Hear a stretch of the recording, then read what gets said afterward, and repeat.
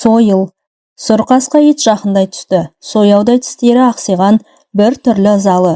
Сарғыш жүндері үрпиіп, езуі қызарып, ырылдап, Жағыпарға қарай атылғалы келеді.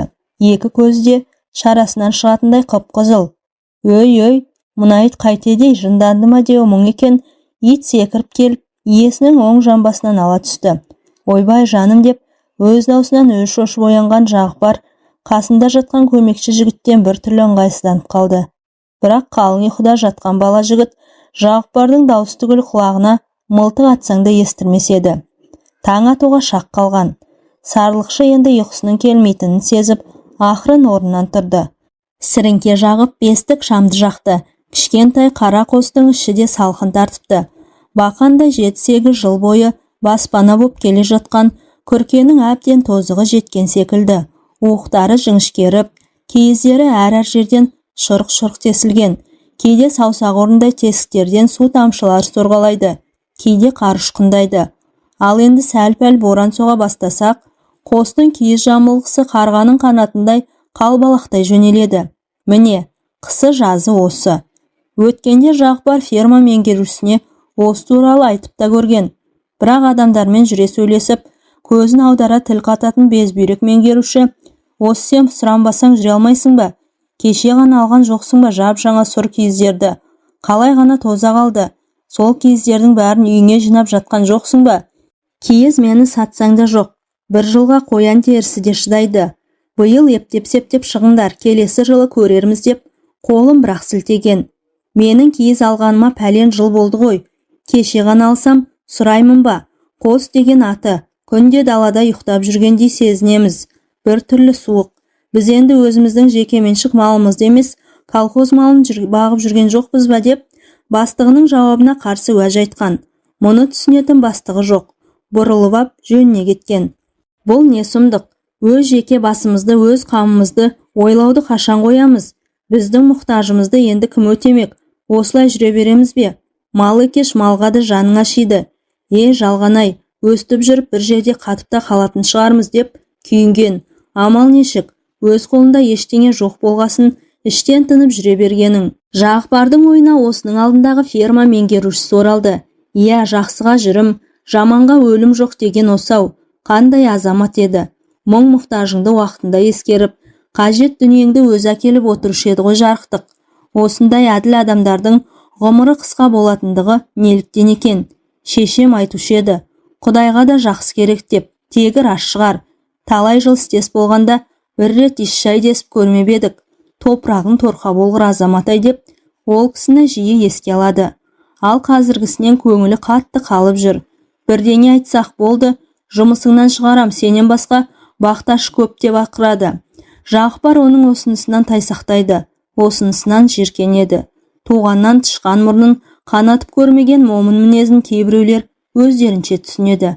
Әсіресе бұл мінезін бала жастан бірге ойнап, бірге күлген ферманың мал дәрігері Жарас өзінің бас пайдасына қатты қолданатын. Екеуі бір өссе де, Жағыпар жетімдіктің азабын қатты шекті. Әкесінен 10 жаста айырылған жас бала қабырғасы қатпай еңбекке араласты. Өзінен кейінгі екі іні, бір қарындасын, ауру анасын тапқан таянғанмен асырап жүрді. Орта мектепті бітіруге мүмкіндігі болмай, шешесі 8 класты бітірісімен ақ жамағайын бақташқа көмекші етіп жіберген. Міне содан бері мал соңында жүр. Үйленбеген соң 3 жылдан кейін жанашыр анасы дүние салды. Іні қарындастарын өсіріп, адам қатарына қосты. Ол кейде отырып, Жарастың тірлігін еске алады. Оның тағдыры керісінше қалыптасты. Ауылдағы белді бір бастықтың баласы не ішіп, не кием деп ойламайды. Сабақты нашар үлгерсе де, 4-тік пен 5-тікке ие болып жүрді. Бұл тау-таста сарлықтың соңынан жүргенде, ол тәтті құттыны жеп, мамық төсекте ұйықтап жатты. Ол 10 жылдықты бітіріп, 4 жыл қатарынан институттан құлап қалды. Ал облыс орталығындағы техникумға түскенде жұрт, әкесі төре емес пе, өзі апарып орналастырды ғой деп шулады. Жел соқпаса шөп басы қимылдай ма? Бұл лақаптың да жаны болуы керек. Бірақ Жағыпар бұл сөзге көп назар аудармады. Түссе түскен шығар. Бала жастан бергі құлынтайдай тебісіп ойнаған досым ғой, оқысын деп іштей қуанғанда. Жағыпар апыл-ғұпыл киінді де тысқа шықты. Күзгі ызғырық самал бетті қарып өтті, бірақ талай жылдар бойы ғұмыры тау мен таста өткен оның денесі дала салқынына берілген жоқ. Тіпті көкірегін келе дем алып серги түсті. Ол Алтайдың ауа райын, осы өлкенің жай-күйін күні бұрын анықтап біліп отырушы еді. Құды бір барометр дерсің. Оның бұл қасиеті ондаған жылдар ішіне бойына ұялады. Туған жердің қатал табиғатынан ол көп нәрсе үйренуге мәжбүр болды. Кей кездері өмірден сүзіп алған осындай тәжірибелері көбіне көп жәрдем беріп, Жағыпарды әлденеше рет апаттан да сақтаған. Жағыпар өзінің көк дөненіне жақындады. Қараңғыда иесін жақсы танымады ма, бұған осқырына қарады. Жақындап келгесін ғана сенбісің дегенде сабасына түсіп, басын қайтадан жерге салды. Ызғарлы желдің екпіні қатая түсті. Жеңіл киінген бақташы жылдамдатып, жайдақ атқа қонды да бір атты жетектеп қосқа қарай бет алды. Мақсаты атын ерттеп, шайын ішіп, сарлықтарын шолып қайту. Қостары шағыл тастың жел тимейтін нығына орналасса да, ызғардың аты ызғар, киіз тамның іші сап-салқын екен. Көмекшісі әлі оянған жоқ, ұйқыны соғып жатыр. Жаңа кеткенде оятып кетпеген екем. От жағып қоятын деп күбірледі де от жағуға кірісті. Болып жатқан тірліктің сылдырынан көмекшісі де оянды. Бұл 20-ға ғана жаңа келген тәжірибесі де шамалы бала жігіт. Жағыпар өз қамқорлығына алып талай жылдар бойы көрген білген өмірден түйгенін тәлімін үйретіп жүр. Әй бала, тұрмаймыз ба? Мен аттарды алып келдім. Табынды байқап келейік. Асанның да келіп қалатын күні болды. Мен де демалысқа дайындалуым керек. Сарлықтарды түгендемесек болмайды. Ауа райы да түйіліп тұр. Боран соғып кетсе жағдайымыз қиындап кетер деп көмекшісіне ескертті. Ту, суығын-ай. Қош жылғасын тұрайын шаға. Соны күтіп жатасың ба? Тұрып атыңды ертте. Жылдамдату керек деп Жағыпар да қояр емес. Сен түбінде бір дыбыс естіген жоқсың ба? Ол қандай дыбыс? Менің құлағым бір нәрсені шалған сияқты болды. Ұйқылы ояу жатып бұған назар аудармаппын. Жаңа ғана ойыма түсіп отырғаны. Ит құстың ұлғанына ұқсаған бір дыбыс. Ит құс дейді болса ше, сарлық қанша ит құс келсе де алдыра қоймас. Кім біледі, қайраты мол ғой бірақ деп, Жағыпар сөзінің соңын жұтып қойды. Сосын бір шама уақыттан кейін сөзін қайтадан жалғады. Биыл сол бәлен қатты дейді ғой. Жақында көрші колхоздың бір жылқышысын кездестірдім. Бір бие бір құлынын жеп кетіпті. Әлгі өгізге келген бұзауға да келеді демекші. Бізді де қан қақсатуы мүмкін ғой. Қолымызда оған алып ұшар мылтығымыз түгіл сойылымызда жоқ. Колхоз мылтық түгіл тіпті қосқа жаңа киіз беруден де қалды ғой. Жәке, осы сіз жоқтан өзгені қалай ойлай береді екенсіз? Колхоз басқармасының сырын жаңа біліп жүргендей сөйлестегі. Осыны айтсаң өз қадірің кетеді. Қайтеміз қайта-қайта бір нәрсені сөз қылып, деп көмекші жігіт орнынан тұрды. Жылы төсекте жатқасын білінбейді екен. Қос іші мұздай аңырап тұр. Ойпырмай, 20 жылдай осындай қиыншылыққа төзіп келген Жәке сіздің жаныңыз берік екен деп, жігіт от жағып отырған Жағыпарға сынай қарады. Енді не істеймін? 3 баламды, әйелімді асырауым керек қой. Жетімшіліктің зардабынан оқида алмай қалдым. Небір қалқан құлақтар отыр ғой стол басында. Оң жақ қолын қайсы десең сол қолын көрсететін. Шіркін, не істесең де маңдай термен табылған шынайы табысқа не жетсін. Енді бізге оқу қайда? Қарайып артта қалмай, ағар балға түспей жүре берейік дағы. Тағысын тағыларын көре жатармыз. От маздап жанып, қос ішіне жылылық ұялады. Екеуінің тоңазған денелері жіпсіп, көңілдері де көтеріле түсті. Bir шама уақыттан соң темір пеш үстіндегі қара күйе басқан көк шәйнектің қақпағы да мен болдым дегендей дірілдей бастады. Жағыпар кешеден қалған табадағы қуырдақты да жалын өтіне қойды. Тамақты тойып ішіп атқа қонайық. Сарлықтар алыстап кеткен болу керек. Жақыннан қаралар көрінбейді. Осы менің жүрегім бір нәрсе өрекпеп тұр. Неге екенін білмеймін. Bir жамандық сезсе сөйтеді. Өй қойыңызшы Жәке, ақыр заманды орната бермеңізші. Екеуі тамақтарын ішіп, қалың киініп жолға шықты. Теріскейден өкпек жел тұрды. Алыстағы көз жетер шыңдардың бәрінде ақ қар жауып үлгеріпті. Қарға түскен түлкі іздері сайрап жатыр. Сұрқасқа басын жерге салған бойы жоғарға тартып барады. Анда-санда тұра қалып, келесіңдер ме соңымнан дегендей бұларға жанарын сүзеді. Сосын қайтадан жортады. Мына ит бір нәрсенің иісін сезіп жүр деді. Жағыпар төбетінің тегінен тегін осылай асықпайтынын аңғарып. Түлкі шығар, бұл жерде не көп, Алтайы түлкі көп. Солардың иісін сезген болар. Олар жарық төбенің үстіне шыққанда Ақсай кезеңінде жайылып жүрген бір табан малды көздері шалды. Жағыпар дүрбі салды. Біздің табын, кеттік. Екеуі солай қарай бет алды. Сұрқасқа да өз бағытымен келе жортып барады. Мұны байқаған көмекші жігіт, ит соңынан жүрмейміз бе деді. Әй, қойшы соны. Ол кейде басы ауған жағына да жорта береді деді Жағыпар, төбетіне сенімсіздеу көз тастап. Сүт пісірім уақыт өткен сәтте көз ұшында жортып бара жатқан ит сәл аялдады да, сосын құбылаға қарап екі-үш рет тұрды. Итінен көз жазбай келе жатқан Жағыпар да атының тізгінін солай қарай бұрған. Бұл не болды екен? Мына төбет тегіннен тегін тоқтап үрген жоқ. Дәуде болса бір нәрсені байқады деп, Жағыпар осының алдындағы сөзіне түзету енгізгендей болды. Екеу аттарының сауырына қамшыларын көсіп алды да, солай қарай зулады. Ит қасында от орнындай қарайған төмпешік жатыр. Құрық бойы алда келе жатқан Жағыпар астындағы көк дөненді алдындағы қарайған нәрседен үркіп кілт тоқтағанда ауып қала жаздап әзер қалды. Ой, мына неме қайтеді? Осыдан кейін екі атты ілгері баспай тұрып алды. Бір нәрсені сезген қос сарлықшы аттарынан түсіп, ит тұрған жерге дейін жаяу жүрді. Сәлден кейін олар сол жетінде жатқан қарақасқа бұқаның өлімтігіне тап болды. Сол баяғы өзіне етені таныс қуатты сарлық енді бір сәтте Жағыпардың алдынан жайрап жатты. Бір емес бірнеше қасқырмен күш сынасқан болу керек. Өйткені жақын маңайдың бәрі тұяқ ізінен шиыр-шиыр болып қалған. Сарлық та қасқырға алғызады екен-ау, ә? Осы 20 жылдың ішінде Жағыпар мұндай оқиғаны бірінші рет көріп тұр. Шіркін, кәрілік деген осы-ау. Қара тұяғынан қалқ етсе, көрінгенге жем болып кете барғаның. Жауған қардан қан ізде білінбейді.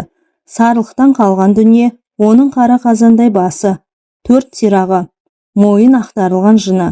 Екеуі біршама уақыт бұларға қарап тұрды. Не істейміз енді? Ішпей жемей бір сарлықтан айырылдық деп, көмекші жігіт дегбірсіздене бастады. Бауырым, сарлық түгіл бастан да айырылып қалатын күн болады. Тайыры береке бірлігімізді осы мал жетелеп кетпейтін шығар. Төле десе төлеп береміз. Әрине қанша дегенмен ыңғайсыз ғой. Көзімнің қарашығындай патшағарды аялап жүредім. Ит құс деген бәлесі қайдан сап ете түскен, ә? Бұл дәуде болса табынан қалып қалған. Әйтпегенде басқалары болса қасқыр түгіл арыстанға далдырмас еді. Енді тұрғанды қоялық. Атымызға өңгеріп алып кетейік. Қосқама, иә, мен сенің атыңа өңгеріп берем, алып жүре бер.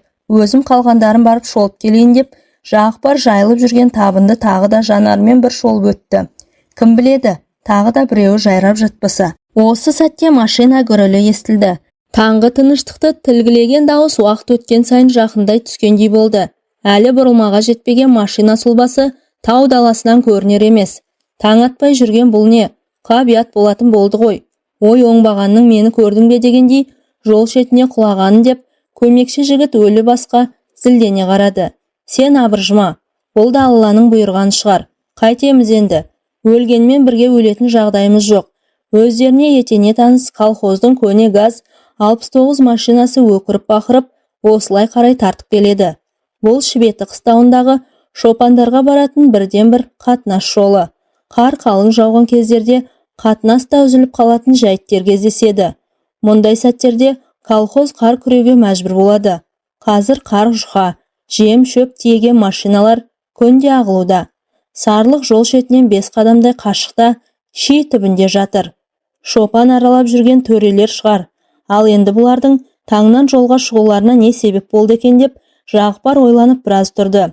Екеуінен дем алған жеңіл машина жақындап келіп, кілт тоқтады. Шофердің жанындағы ферма меңгерушісін Жағыпар анандайдан таныды. Екі беті алмадай қып-қызыл меңгерушісі амандық саулықтың орнына, мыналарың не? Маған тартқан тартуларың ба деп кекете сөйледі. Сосын өлген сарлықтың қасына келді. Ойбай-ау, мынау мен білетін қара қасқа сарлық қой, бұларың не? Бұл не сұмдығы, я? Соңғы кезде ауырып жүруші еді.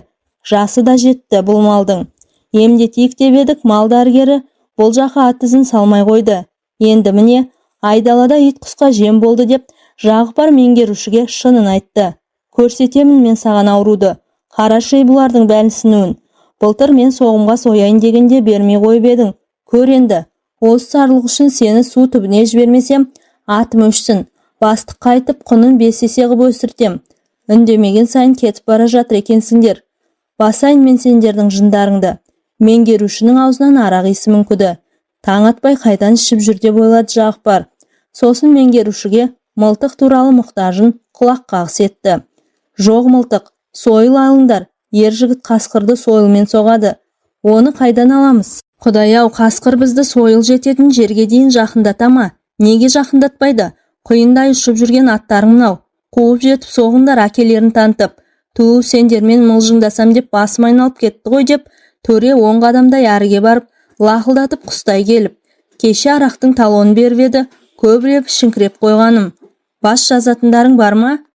Таудың тасынан басқа бұл жерде басеке не болсын? Арақ ішпек түгіл басымызды әрең алып жүрміз деп, Жағыпар бастығына жақтырмай қарады. Не болды соншама? Сендердің орындарыңда болсам, мен өзімді курорттағыдай сезінер едім. Қайтем, қалтамдағы табақтай дипломмен бақташы болайын ба? Елде не аттағы? Жұрттың бәрінің қалтасында табақтай диплом түсті ғой, бірақ одан келіп кетер бар ма деп Жағыпар селсоқ жауап қайтарды. Қосымызды дұрыстаңыздар. Суық түнімен тоңып шығамыз. Не дейді мынау? Сен мына қасқыр жалмаған сарлықты төле. Айттым ғой, су түбіне жіберем деп. Жіберем. Сол жыртық қосқа зар болып қалма тегі. Жағыпар бастығынан ештеңе шықпайтын болған соң сөзді қысқартуға мәжбүр болды. Сен біздің жылқышыларды көрдің бе деді меңгеруші сәлден кейін. Соғымға кетіп бара жатыр едім. Жоқ, көрген емеспін. Сен не көресің? Алдыңдағы сарлықты да көрмей қасқырға жегіздің. Төлейсіңдер, төлеттірем. Мен мұны қоймаймын. Ферма меңгерушісі өз бетімен сапарын жалғастырып, екі бақташы да шаруаларын тындыруға асыққан. Алыстан анда-санда қорсылдаған сарлықтардың дыбысы талып жетеді. Ауа райы суық болғанмен бір түрлі тымық.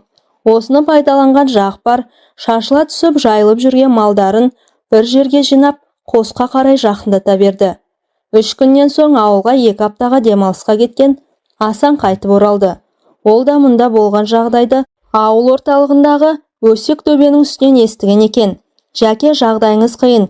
Ферма меңгерушісі сен орнынан алсын деп бастыққа докладной жазып берді. Сен істесең мен істемеймін депті. Шамасы өзінің көрші колхоздан көшіп келген ағасын орналастырмақшы. Өстіп өсек төбең шулап жүр. Тағы да бір әңгімелері бар деп Асан сөзінің аяғын жұтып қойды. Ол нендей әңгіме деп Жағыпар да елең етті. Кім біледі, әйтеуір өтірік па, шын ба? Сол баяғы атағы жер жарған өсек төбеден естідім. Біреу қатты ух десе де сол жерге жетпей қоймайды. Қайран ескерткіш-ай, сол жерге қор болған. Соғыста құрбан болған небір есіл-ерлердің ескерткішінің қасында неше алуан өсекті соғамыз-ау.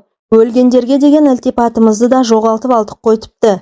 Сенің әлгі доғдыр досың Жарас ше? Оған не болыпты? Ештеңе болған жоқ. Ауырғанын жасырған арам өледі дегендей жасырмай-ақ айта берейін. Сол досың жеңгемізге барады деген лақап тарап жүр. Жел соқпаса шөп басы қимылдай ма? Сен не деп оттап кеттің, есің дұрыс па? Жарасың не, жеңгең не деп Жағыпар күтпеген әңгімеден ыңғайсызданып қалды. Дәл солай дейді. Оны естіген құлақта жазық жоқ шығар. Тайтармен, жұрттың өсегіне ермей жайыңа жүр. Жарас ондай жігіт емес. Әйеліме де тіліңді тигізбе. Балаларым бар, соларды сағындым деп Жағыпар аз кем ойланып қалды да сөзін әрмен жалғастырды. Жастайымыздан бірге өсіп, біте қайнаған соң қалжыңдаса береміз. Бірақ көре алмаған ел неше түрлін ойлап табады ғой. Қысқа түн батуға шамалы уақыт қалғанда Жағыпар атына қонып 2 апталық демалысын өткізуге ауылға қарай бет алды. Жәке деген дауысқа жалт қараса көмекші жігіт екен. Сойылды ұмытпа, сойылды. Қасқыр соғамыз. Қысқа таяған уақыттың күні қысқа, түні ызғарлы болатынын талай жылдар мал соңында жүрген Жағыпар 5 саусағындай білетін. Осы жолы да аяғына қалың сұр пимасын киіп, үстіне ешкі терісінен тігілген дәу күпісін ілген. Қостан ауылға дейін суыт жүрген адамға 3-4 сағаттық жер. Бірақ алдынан ызғар соғып, Жағыпардың көсіле жортуына мүмкіндік бермеді. Шалқайып туған айға жанарын сүзді. Бұрынғылар айтушы еді, мұндайда қыс қатты болады деп. Кім біледі, алда не күтіп тұрғанын. Талай қысты көрдік қой. Мұны да соңымызға салармыз. Су шағып жатқан уақыттай десеңші. Бақташы таяғын кеше ғана ұстаған сияқты едім. Енді міне, өзімде біреуге ақыл үйрететіндей жасқа келіппін деді ішінен. Көкдөнен жол үстімен еңіске қарай ызғытып келеді. Уақыт өткен сайын Жағыпардың денесі түн салқынына үйрене бастады. Өзіне бес саусағындай таныш жоталар, белдер, жолдар, қырқалар бірте-бірте соңында қалып барады. Міне мынау ойым. Мұнда да әлденеше шопан қыстағы бар. Колхоз ірі қарамалды бұл жерге жолатпайды. Мұндағы себебі қой отын жеп тауысып қояды дейді. Онысы раста шығар. Болат тұяғы сарлық пен жылқыға не шыдасын. Бір аптаның ішінде аяқ жердің қара қыртысын қопарып тастасын. Кенет Жағыпардың есіне Асанның түс әлетінде айтқан сөздер оралды. Жүрегі өрекпіп, шалқып келе жатқан көңіліне еріксіз бір ызғар кіргендей болды. Жоқ, олай болу мүмкін емес. Бәрі де жала, өтірік деп айқайлағысы келді. Бойын лезде ашу өрті шарпып өтті. Бірақ өз көз жетпегесін жұрт сөзіне сенгісі келмеді. Жан досым деп жүрген жарасты әлгіндей жамандыққа тіптен қиғысы келмейді. Ой, осы елдің сөзін қойшы. Түйме дейді түйедей ететін қызыл тілдер қаншама. Сол 30 тістен шыққан жай ғана дақпырт шығар деп Жағыпар Асан сөздеріне көп мән бермей, қайтадан күндегі жайдары қалпына келген. Міне салт аттының соңында Жігітай қырқасы да қалып бара жатты. Осы өлкенің биік жотасынан бастап беліндегі бетегесіне дейін Жағыпарға таныс еді. Осыдан бұлай ауылға жеткенше мыйдай жазық. Анда-санда түн тыныштығын тілгілеген машина гүрілінен басқа дыбыс естілмейді. Көкдөнен де жазыққа тұяғы тиісімен бәйгеге қосқан сәйгүліктей ақтай келіп.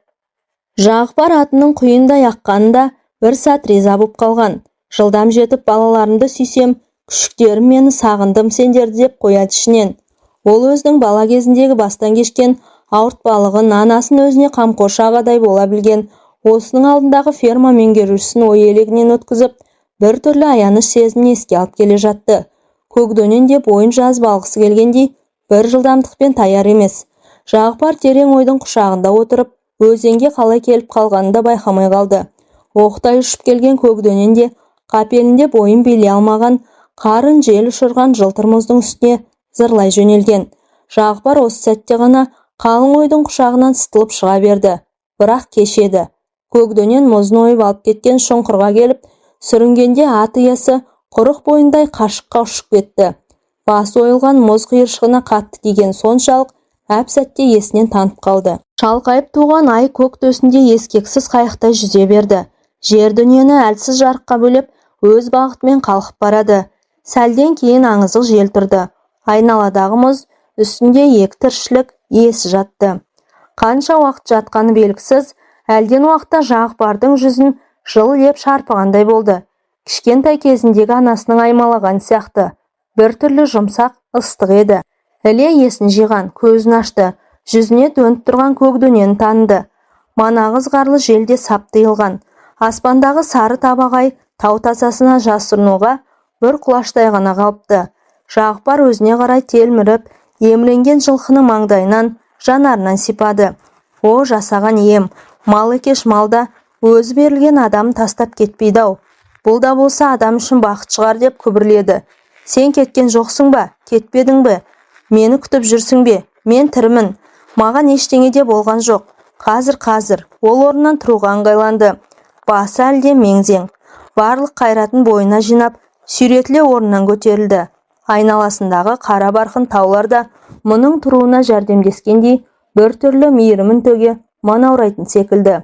Атының тізгінін ұстады. Көкдөненім-ау, мен сені жақында ғана тағалап едім. Қалай ғана жығылдың деп, тағы да атының мойнынан жалынан сипады. Еріне жабысқан сүңгіні қағып түсірді. Бәле деген аяқ астынан ғой дегендей, көкдөнен де пысқырып, басын изегендей болды. Жағыпардың үйі ауылдың шет жағында еді. Жарық сөніп ауыл ұйқыға енген. Анда-санда шәуілдеп үрген қаңғыбас иттердің даусы болмаса, айнала құлаққа ұрған танадай тыныштық құшағында.